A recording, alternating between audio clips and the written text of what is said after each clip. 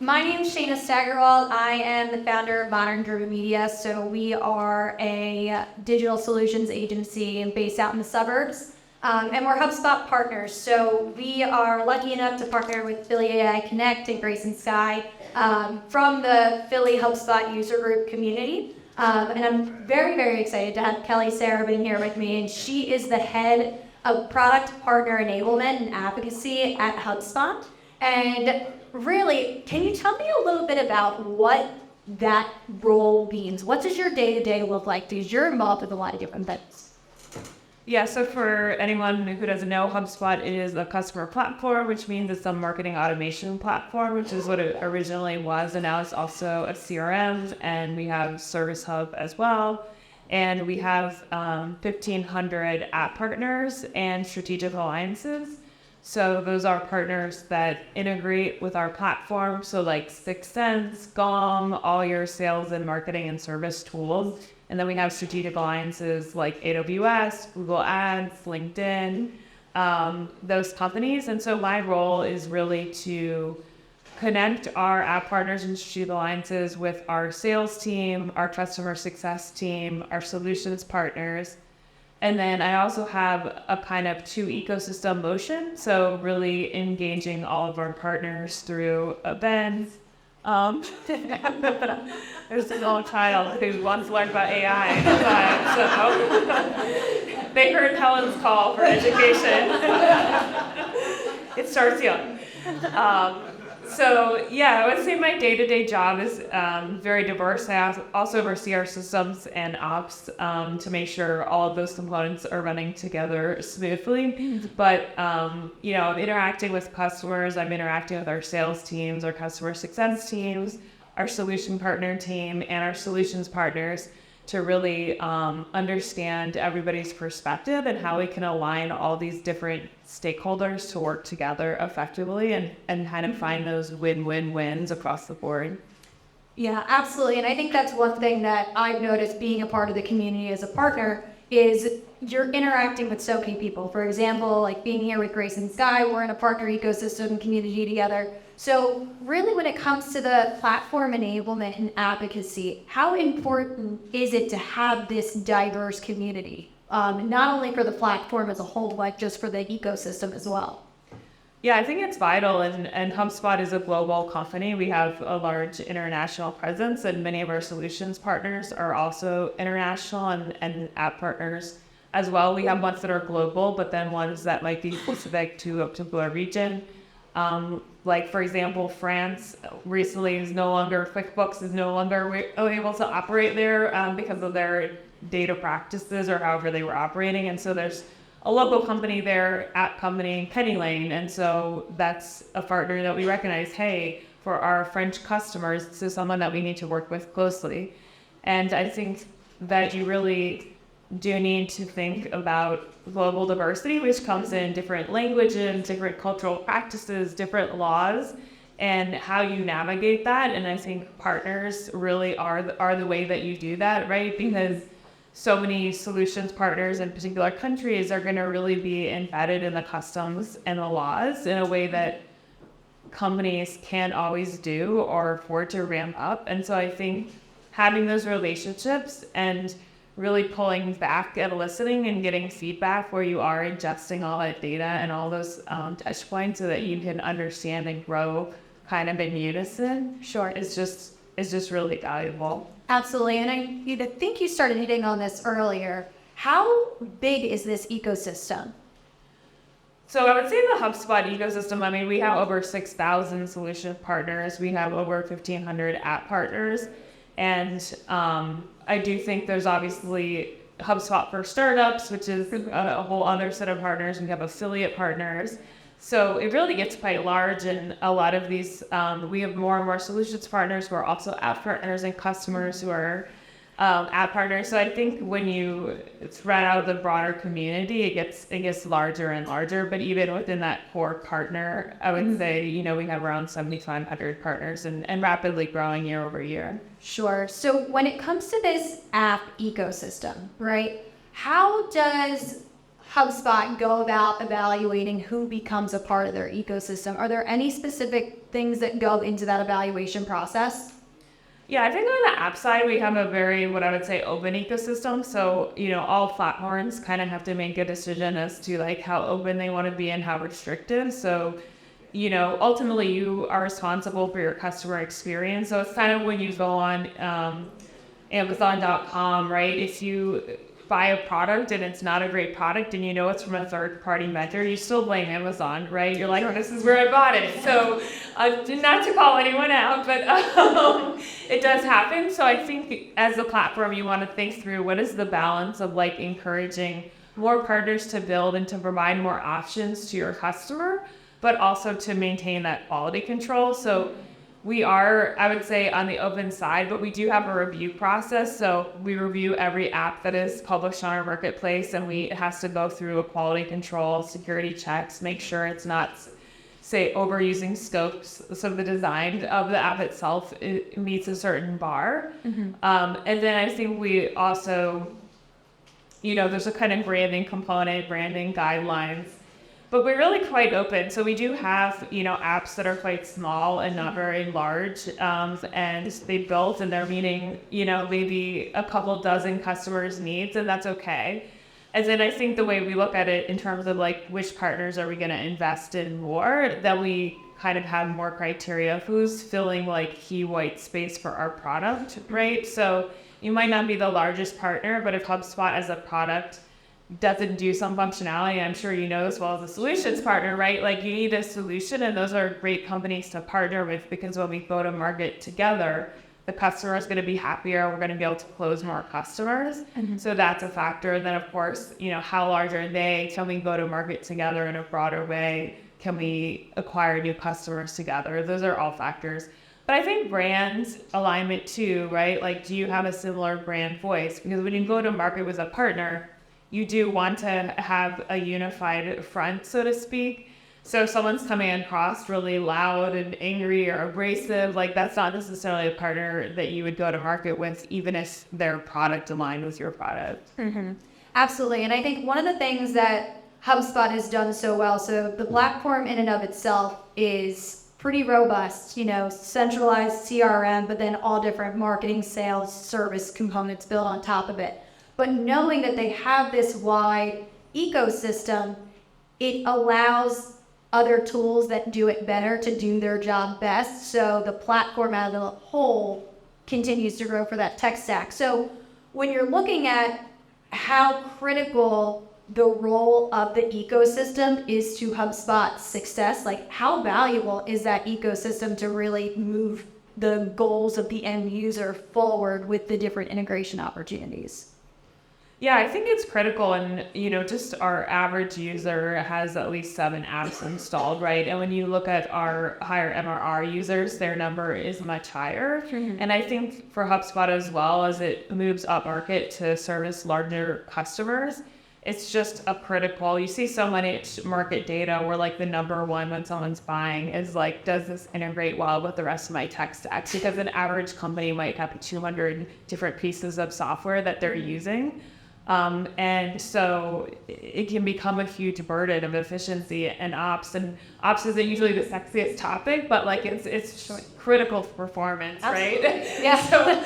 So I do think, especially for that upmarket segment, it's just key that you have interoperability, and HubSpot is really investing not only in the app ecosystem, but in the platform extensibility that powers that, which also benefit solutions partners, right? Because the more we open up new UAE functionality within the platform for components that people can build within HubSpot, and then more APIs, the more solutions partners can customize it for their customers and charge more services, and then further expand the customers that can use it successfully. Absolutely. And I feel like that's a really good segue into everything that we're talking about with AI, because HubSpot has invested a lot of time, money, energy into developing AI within their products. So what really is HubSpot's stance on building more AI components into their product at this point? Yeah, I think it's been a top priority and very committed to walking down that path even further, and really, I would say, a continual release schedule of more features. And I think the way HubSpot looks at it really is twofold. You know, how can we make this a more efficient experience for the user, and how can we help users better meet their business objectives? As you noted, the platform is very broad as well, right? So AI stands to be able to better connect the sales, the marketing, and the service experience for the users and for the person that's being targeted really well, right? And I think that goes to the efficiency as well as like, how do you do this seamlessly through the kind of programmatic intelligence, instead of having the user have to track down that marketing campaign or like dig into the contact record to see what happened. Like, does the salesperson need to be doing that, or should their selling be more guided by AI? Absolutely. And I feel like when it comes to the CRM, I mean, if we're looking at, so many people are craving that personalization right now. So we were talking about it a little bit earlier when it comes to personalization. They're craving that now, and AI helps teams be able to do that a lot better. So by having that built into the platform, it makes it that much user friendly and a little bit more digestible. I know there were some people that raised their hand in here saying that, you know, AI can be a little scary. This makes it a little bit more digestible, where it's just ingrained in the day-to-day platform, which I find to be like very convenient, but also like progressive in that standpoint. Yeah, I think the personalization question is really interested in this kind of dovetails back to something that Helen was talking about, because I think what AI through marketing and sales technology can enable, right, is this hyper personalization, where you can essentially spin up landing pages based on data you have in your system about this contact. So it's like very personalized experience for them based on AI. And that's great, right? But I think, as Helen was saying about garbage in, garbage out, the question is what's being put out just like all more of the same? Like, everything sounds the same. You know, there's like little gifs people talk about now with generative AI. It's like, oh, that phrase, it sounds like AI. So I do think the question is the content being ingested diverse enough and high quality enough that what you're putting out is actually high quality personalization, or is there a certain gray sameness that like is cast about? So I do think it will be interesting to watch that development. But in the short term, I do think it's an enhancement to the ability to like personalize the buyer journey. Absolutely. So we know that, you know, HubSpot as a platform is in itself obviously investing a lot into AI, has been for the past, you know, publicly over a year now, but behind the scenes, this has been a long time coming. But what does it look like in your app ecosystem? Do you see a lot of the apps that, you know, HubSpot's partnering with, that it's integrating with? How are they integrating AI into it? Is that a very common thing? Yeah, I think, you know, our largest app partners are like HubSpot, looking for ways that they can enhance AI, like Gong, for example, conversational intelligence. They certainly use AI to analyze the data that they have in their systems. So I think on the one hand, we do see new AI apps cropping up that are like smaller early stage startups that are partnering, and that's exciting. And I think those are going to continue to grow. And then our kind of larger, more established tech partners are also at the same time kind of developing AI within their product. I do think forward looking, right, it'll be interesting to see how AI will build the bridges even farther on the integration layer between apps. I think that's something that will be coming. I don't know what it will look like or when it is, but we're certainly not there for ourselves in the present day moment. I think right now it's, you know, the integrations are strong and we're both using AI, so there's like an added benefit. But I do think, you know, there's this concept of AI being in the future able to like literally generate a lot of these app integrations between systems just through like natural language. So I think it'll be exciting to watch that effect on the app ecosystem and how that will change. Absolutely. And, you know, what are you hearing from the partners that you get to have these conversations with, whether that's on the app ecosystem side or within the partner ecosystem? What are the general like items that you're hearing when it comes to AI? Like, is it something that's well received? Is it something that's being requested more of? Are you hearing any hesitancy with any of it? Yeah, I think there's a lot of interest and excitement, a little bit of overwhelm. Like this happened very fast. I think to most people on the outside of it, like people who have been working on it for decades, probably were well aware. But I think as consumers and to a degree businesses try to adopt it, it's been very quick. Mm-hmm. And I would say on the solutions partner side too, I think there's some questions and concerns about how it will affect their employees. Like content, for example, is something we all know is going to be. That role is going to change, and I think there's going to be a need for content design and people who are able to like architect the content, but kind of people who might have been in roles where they were more junior copywriters writing the content. Mm-hmm. I think everybody's aware that job is at risk of being displaced in some form. So I think solutions partners who have that in their services, and that might be some of their employees, is definitely a top of mind. It's like, what is the help like? How is this going to affect my employees that I've invested in? Sure. No, and I think that's such a good point, and that was a conversation that we've had earlier when it comes to how that role changes and being able to write for prompts rather than write the content yourself. It's a different way to go about and utilize AI so that way it's helpful, but just shift the role of the actual team member that you have and how they're utilizing AI to help with all of that. So I have to ask, when it comes to AI, how are you using AI in your day-to-day? Like, are there any certain things that stand out to you? That's interesting. I've tried to use it a couple times because actually part of the advocacy side of my job is to write these very detailed reports, like the state of platforms, a lot of detailed research. So I have tried to go in there and get, but my experience is that it was just too niche. Mm-hmm. So another thing I will say is we have an internal enablement project, like our reps can come ask us questions and they ask about apps, right? And they ask, hey, how do you use this app, or do you have a recommendation?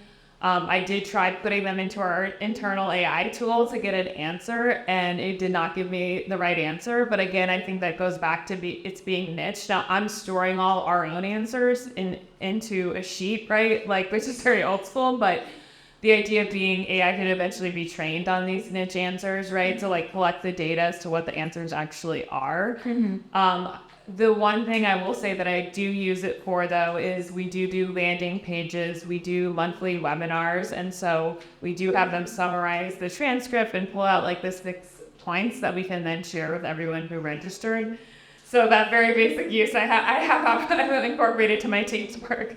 No, that's awesome. And now, what really would you say from HubSpot, from the app ecosystem, what do we have to look forward to with AI? Are there any things that we should be aware of, or is it really just, it's evolving so fast, we just gotta keep our eyes out for all of these new releases that we keep finding ourselves like running into?